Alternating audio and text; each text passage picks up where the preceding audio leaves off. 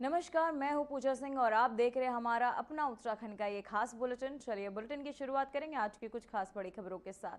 तो वहीं देहरादून से खबर सामने आ रही, शहीद सम्मान यात्रा 2.0 का शुभारंभ सीएम पुष्कर सिंह धामी ने किया शुभारंभ।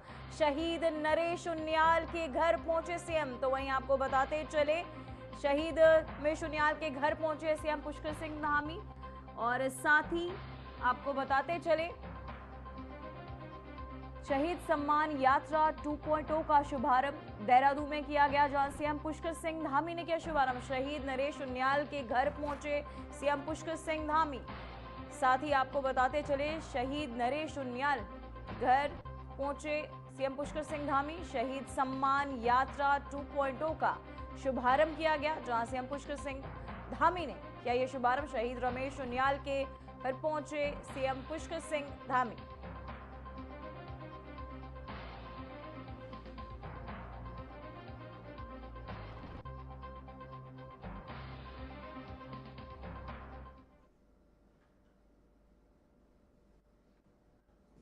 तो वहीं आपको बताते चले, सीएम पुष्कर सिंह धामी शहीद उनियाल के घर पहुंचे। शहीद सम्मान यात्रा 2.0 का किया शुभारंभ, सीएम पुष्कर सिंह धामी ने किया शुभारंभ। वहीं शहीद नरेश उनियाल के घर पहुंचे सीएम, जहां आपको बताते चले शहीद सम्मान यात्रा 2.0 का शुभारंभ भी किया गया। सीएम पुष्कर सिंह धामी ने किया शुभारंभ।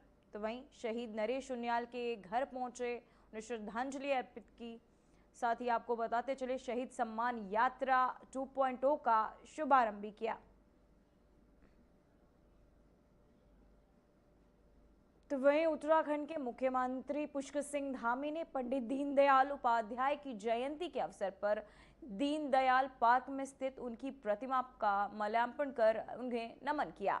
इस दौरान मुख्यमंत्री धामी ने कहा कि पंडित दीनदयाल उपाध्याय ने समाज के गरीब, वंचित और पिछड़े वर्गों के उत्थान के लिए जीवन भर काम किया। उनकी शिक्षाएं और आदर्श आज भी प्रेरणा का स्रोत है। इसके बाद सीएम धामी ने मुख्यमंत्री आवास में भी पंडित दीनदयाल उपाध्याय के चित्र पर पुष्प अर्पित कर उन्हें भावपूर्ण श्रद्धांजलि दी।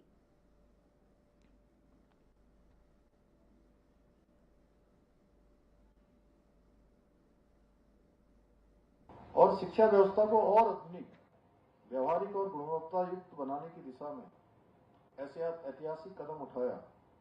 पंडित उपाध्याय जी की प्रेरणा और आदरणीय प्रधानमंत्री जी के मार्गदर्शन में हमारी सरकार भी, जिसके बारे में अभी शिक्षा मंत्री जी ने बहुत विस्तार से बताया कि शिक्षा में नवाचार, डिजिटल लर्निंग, भारतीय मूल्यों पर आधारित शिक्षा व्यवस्था को और सशक्त बनाने के लिए संकल्पबद्ध होकर काम कर रही है। शिक्षा के महत्व को ध्यान में रखते हुए हमारी सरकार ने देश में सर्वप्रथम नई शिक्षा नीति को लागू करने का कार्य किया है। हमने एक और जहां अपने शिक्षण संस्थानों में स्मार्ट क्लासरूम, डिजिटल लाइब्रेरी और ऑनलाइन लर्निंग प्लेटफॉर्म विकसित किए हैं, वहीं अब हम हमारी विरासत पुस्तक के माध्यम से कक्षा 6 से लेकर 8 तक के छात्रों को भारत की समृद्धि, लोक परंपराएं, देश और प्रदेश की महान विभूतियों से परिचित कराने का भी कार्य कर रहे हैं।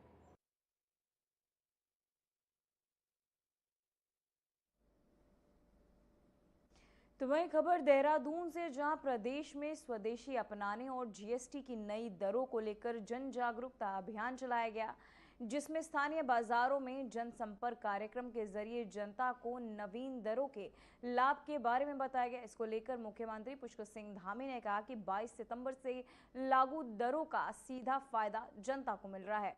उन्होंने बताया कि खाद्य सामग्री और रोजमर्रा की वस्तुएं सस्ती हुई हैं, जिससे आम लोगों को बचत हो रही है। मुख्यमंत्री ने इसे बचत उत्सव करार दिया और कहा कि इससे दुकानदारों की बिक्री भी बढ़ी है। सीएम धामी ने इस फैसले के लिए प्रधानमंत्री नरेंद्र मोदी का आभार जताया।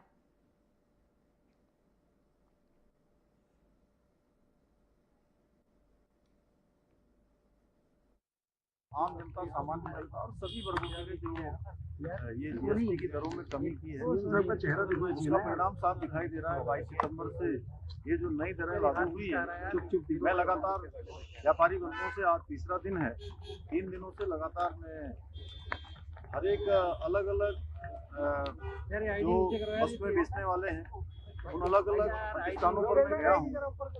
सभी ने मुझे बताया उनकी बिक्री है इस दौरान बहुत बढ़ गई है। और जो जरूरतमंद चीजें, जैसे यहाँ पर अभी मैं पूछ रहा था, कल मैंने फ्रिज से लेकर पेस्ट्री से लेकर तमाम प्रकार के खाने पीने के सामान थे, तमाम रोजमर्रा के उपयोग की वस्तुएं थी, या आज भी साबुन से लेकर पेस्ट से लेकर घी। चलिए अब आपको सीधे लिए चलते हैं देहरादून, जहां जीएसटी बचत उत्सव कार्यक्रम के तहत सीएम पुष्कर सिंह धामी मौजूद है। साथ ही वहां पहुंच क्या कुछ कह रहे हैं, आइए आपको सुनाते हैं।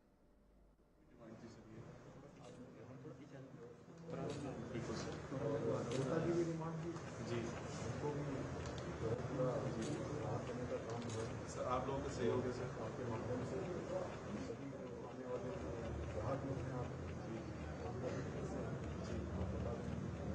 बिल्कुल सर, ये हर तरफ हमारे डिजिटल सोर्स में, हर सोर्स में प्रिंट मीडिया के थ्रू ये कम्युनिकेट किया जा रहा है कि गाड़ियों में कितना बदलाव आया है, गाड़ियाँ कितनी सस्ती हो गई हैं। इसका लाभ उठाएं और शॉपिंग करें सर। डोमेस्टिक डिमांड बढ़ेगी तो सर इकोनॉमी और स्ट्रॉन्ग होगी हमारी सर। बहुत शुभकामनाएं आपका अभिनंदन सर।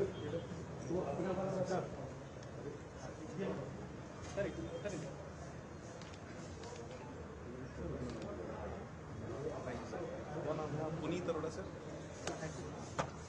ये हिमाचल।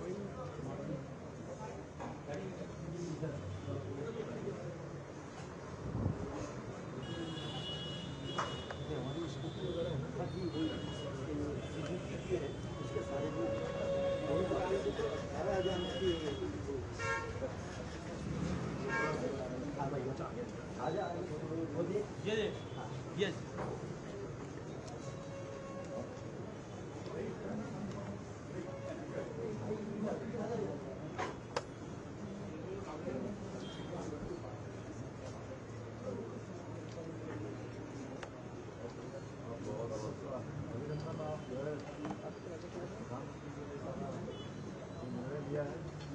आप लोगों ने लंबे समय से व्यापारी और जनता की भी मांग थी, पूरा हुआ है। तो आप लोगों के इस पर जो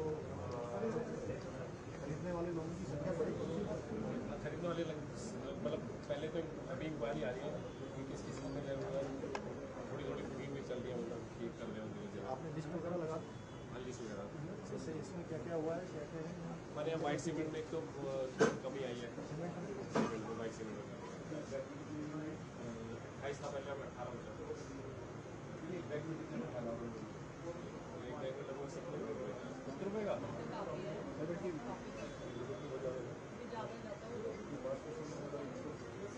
पहले भी 18 था, अभी भी 18 पेंट में भी 18 था, अभी भी 18 और खाली वाइट सीमेंट में कमी है।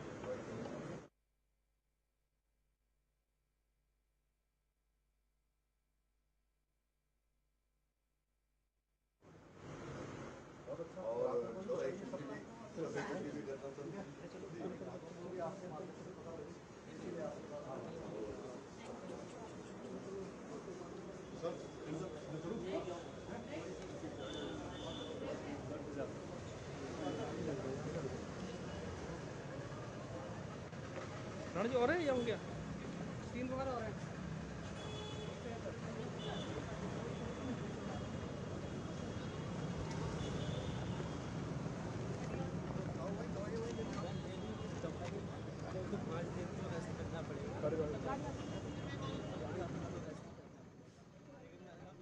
तो वहीं आपको बताते चले जीएसटी को लेकर कार्यक्रम आयोजित किया गया, जहां सीएम पुष्कर सिंह धामी लगातार दुकानों पर पहुंच रहे हैं, वहां जायजा ले रहे हैं, दुकानदारों से बातचीत करते नजर आ रहे हैं। तो वहीं देहरादून में जीएसटी बचत कार्यक्रम का आयोजन, जहां आपको बताते चले शस्त्रधारा क्रॉसिंग बाजार में सीएम पुष्कर सिंह धामी मौजूद, साथ ही वहां मौजूद दुकानों में जाकर दुकानदारों से बातचीत करते नजर आ रहे हैं। जीएसटी को लेकर उसे जानकारियां लेते हुए सीएम पुष्कर सिंह धामी नजर आ रहे हैं। साथ ही उन्हें फूल भेंट कर को बताते चले, सम्मानित भी कर रहे हैं। जनता और व्यापारियों से बातचीत करते हुए सीएम पुष्कर सिंह धामी देहरादून में जीएसटी बचत कार्यक्रम के तहत सहस्त्रधारा क्रॉसिंग बाजार में सीएम पुष्कर सिंह धामी मौजूद, जहां जनता और व्यापारियों संग संवाद करते, उन्हें पुष्प भेंट करते नजर आ रहे सीएम पुष्कर सिंह धामी। साथ ही आपको बताते चले, सहस्त्रधारा में मौजूद दुकानों का पहुंच, वहां जीएसटी को लेकर सभी दुकानदारों से बातचीत करते नजर आ रहे हैं सीएम पुष्कर सिंह धामी। बहुत अच्छा हुआ हम लोगों का, शैम्पूज में हुआ, अमूल के प्रोडक्ट्स में हुआ है, चॉकलेट्स में हुआ, मतलब हमारे तो बहुत अच्छे प्रोडक्ट्स में लेस साबुन वगैरह। हाँ जी, हाँ जी, घी तेल भी बेचते हैं। हाँ जी, घी में भी अच्छा डिस्काउंट है। हाँ जी, पेठा भी घटा पेठे में तो नहीं है, पेठे में तो 5%। 5% पहले से कम है। पहले ही उसमें कम था। घी वगैरह में सब पे हम लोगों ने डिस्काउंट कर दिया। घी में पहले 18% था, अब 5 हो गया। जी, बहुत अच्छा हो गया। 13% का रिपीट अपना घी में। क्या लोगे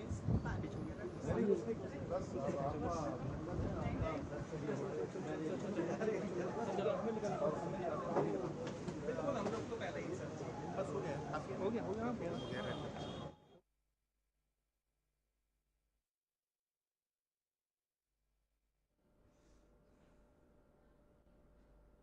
तो वहीं देहरादून में बीजेपी ने प्रदेश संग्रामक कार्यशाला के साथ मिशन 2027 की तैयारियों का बिगुल बजा दिया है। कार्यशाला में राष्ट्रीय महामंत्री बीएल संतोष, मुख्यमंत्री पुष्कर सिंह धामी, प्रदेश प्रभारी दुष्यंत गौतम और सह प्रभारी रेखा वर्मा मौजूद रहे। नए प्रदेश पदाधिकारी, जिला प्रभारी और जिला अध्यक्ष भी इस अहम बैठक में शामिल हुए। बीजेपी प्रदेश अध्यक्ष महेंद्र भट्ट ने कहा कि ये संगठन की पहली कार्यशाला है और अब संगठन का विस्तार बूथ स्तर तक किया जाएगा।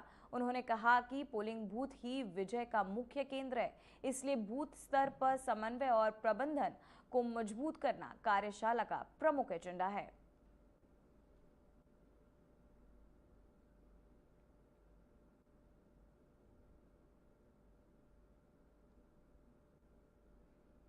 तो वहीं आपको बताते चलें, संगठन मजबूती को लेकर अब बीजेपी सख्त नजर आ रही है। 2027 में जीत सुनिश्चित करने के लिए बूथ स्तर तक तैयारियां जो हैं अब तेज होती नजर आ रही है।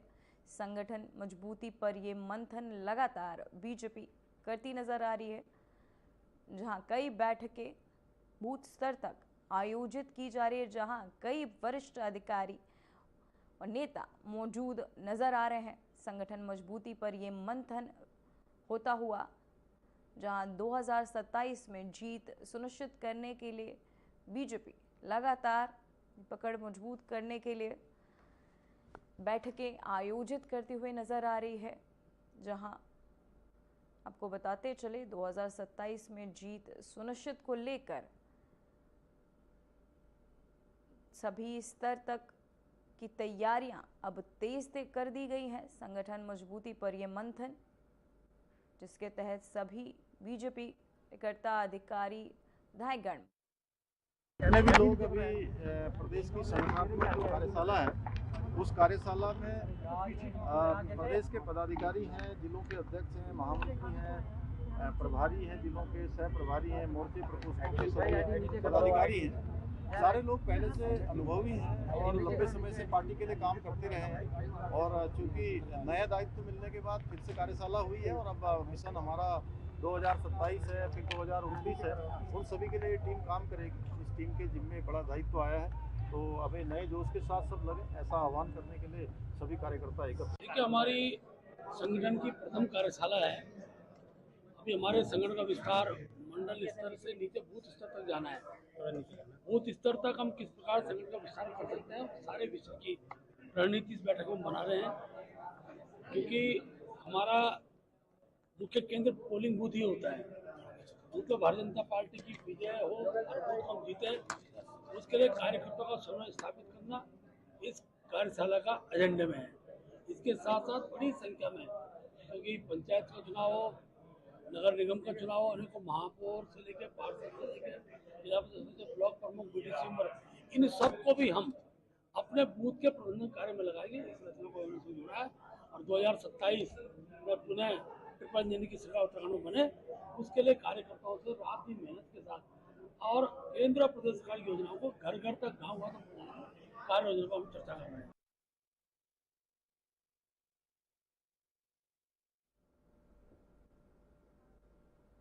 तो वहीं पुलिस ने पेपर लीक मामले में मास्टरमाइंड उमर खालिद और उसकी बहन को गिरफ्तार कर लिया है, जबकि अन्य लोगों की धरपकड़ जारी है। तो वहीं बेरोजगार युवा सड़कों पर संघर्ष कर रहे हैं। वहीं बेरोजगार संगठन का कहना है कि जब तक ये पेपर निरस्त नहीं हो जाता तब तक उनका धरना खत्म नहीं होगा। वहीं इस मामले को लेकर उत्तराखंड के मुख्यमंत्री पुष्कर सिंह धामी ने कहा कि युवाओं के साथ खिलवाड़ करने वाले किसी भी व्यक्ति को बर्दाश्त नहीं किया जाएगा।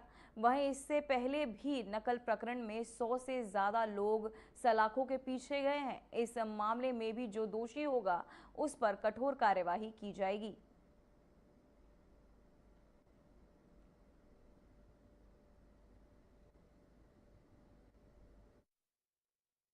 किसी भी कीमत पर युवाओं के, नौजवानों के भविष्य के साथ खिलवाड़ नहीं होने दिया जाएगा।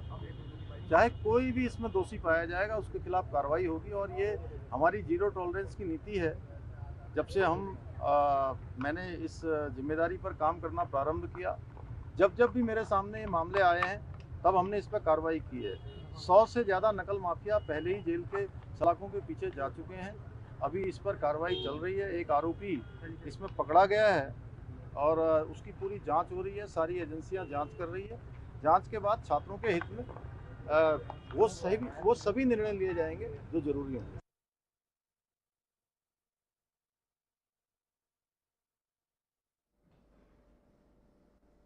तो वहीं उत्तराखंड लोक सेवा आयोग की 21 तारीख को हुई परीक्षा में पेपर लीक के बड़े मामले का खुलासा हुआ है।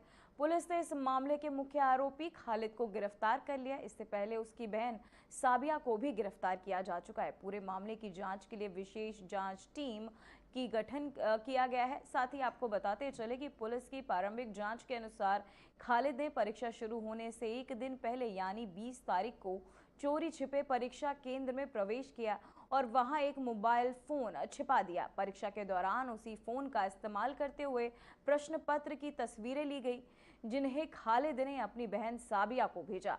हालांकि पुलिस ने खालिद को आखिरकार रायपुर क्षेत्र से गिरफ्तार कर लिया है और उससे गहन पूछताछ की जा रही है।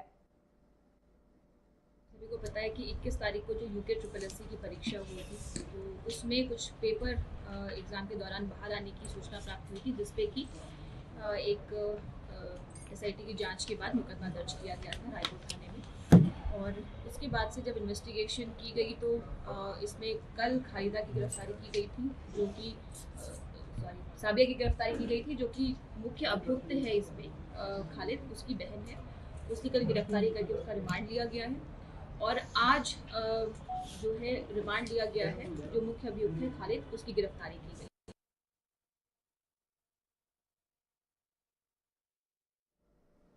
तो वहीं उत्तराखंड अधीनस्थ सेवा चयन आयोग की 21 सितंबर को हुई स्नातक स्तरीय परीक्षा में पेपर लीक प्रकरण के मामले में सरकार ने कड़ा कदम उठाया है। इस मामले की गहन जांच के लिए हाई कोर्ट के रिटायर्ड जज की अध्यक्षता में आपको बताते चले स्पेशल इन्वेस्टिगेशन टीम का गठन किया गया।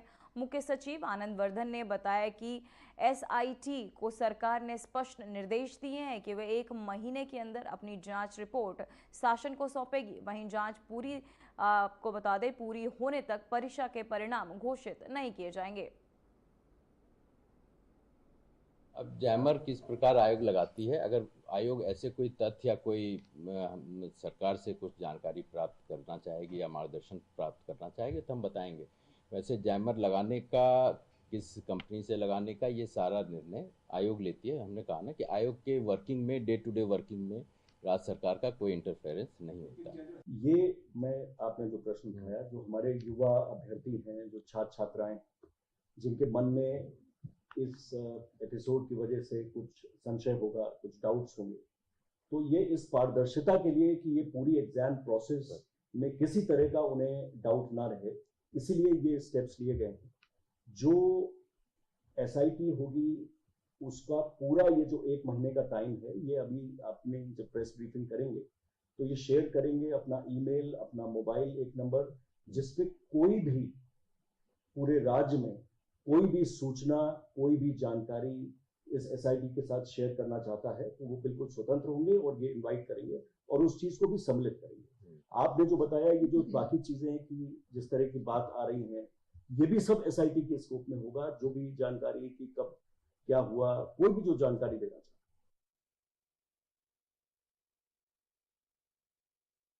तो वहीं अल्मोड़ा में UKSSC परीक्षा में कथित पेपर लीक प्रकरण को लेकर यूथ कांग्रेस ने चौघना पाटा में बीजेपी सरकार के खिलाफ प्रदर्शन किया।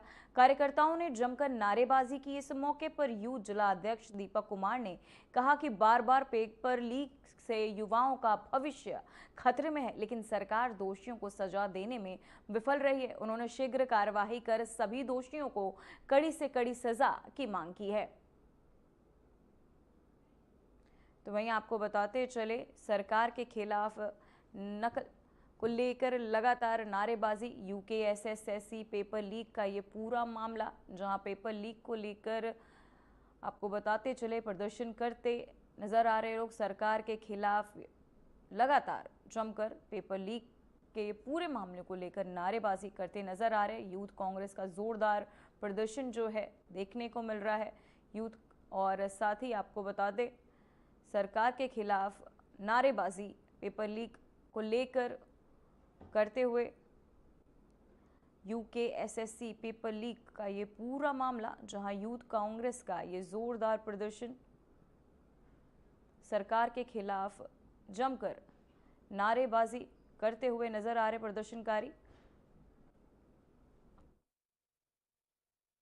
अल्मोड़ा यूथ कांग्रेस द्वारा मुख्यमंत्री का पुतला फूका गया है। उत्तराखंड के मुख्यमंत्री का पुतला फूका गया है। ये पेपर लीक घोटाले के विरोध में फूका गया। 5 बार घोटाले हो चुके हैं, 5 बार पेपर लीक हो चुका है। 2016, 2018, 2021, 2023, 2025, 21 सितंबर 2025 को 5वीं बार घोटाला हुआ है।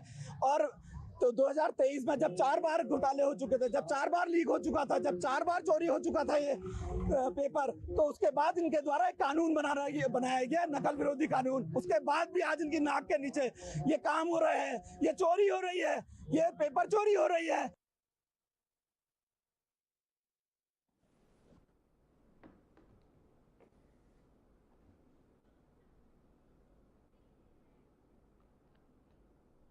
तो वही खबर हरिद्वार से, जहां भारतीय मानक ब्यूरो देहरादून शाखा के तहत आयोजित मानक महोत्सव कार्यक्रम में राज्यसभा सांसद नरेश बंसल ने शिरकत की।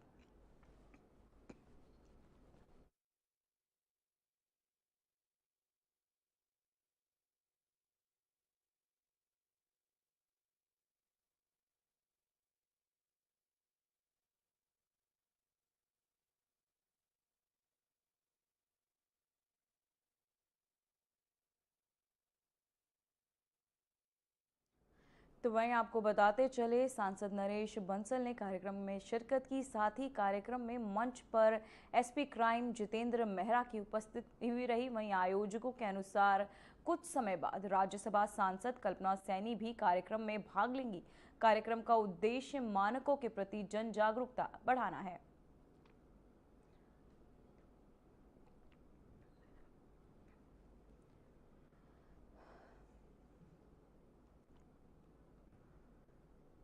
फिलहाल बुलेटिन में बस इतना ही। मुझे दीजिए इजाजत। नमस्कार।